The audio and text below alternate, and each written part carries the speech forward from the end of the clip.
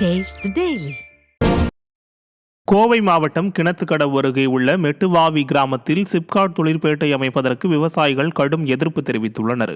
எந்தவித முன்னறிவிப்பும் இன்றி வருவாய்த்துறை அதிகாரிகள் தொழிற்பேட்டை அமைப்பதற்கு சர்வே பணிகளை தொடங்கியதால் ஆத்திரமடைந்து விவசாய சங்கங்கள் ஆலோசனையில் ஈடுபட்டனர்.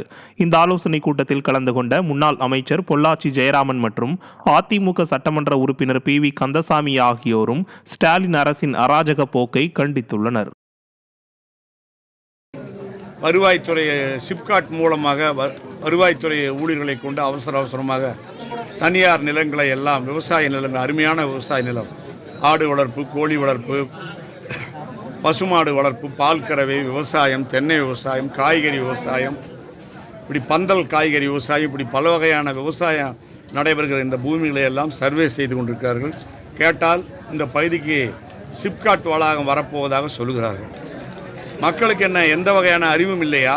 மக்கள் என்ன இவர்களுடைய ஆண்டான அடிமைகளா? ஏன் இந்த மாதிரியான ஒரு காரியம் செய்கிறார்கள்? இதை உடனடியாக நிறுத்த வேண்டும். நிறுத்தாவிட்டால் விவசாயிகள் அனைவரும் ஒன்று சேர்ந்து போராடி நாங்கள் இதை தடுத்து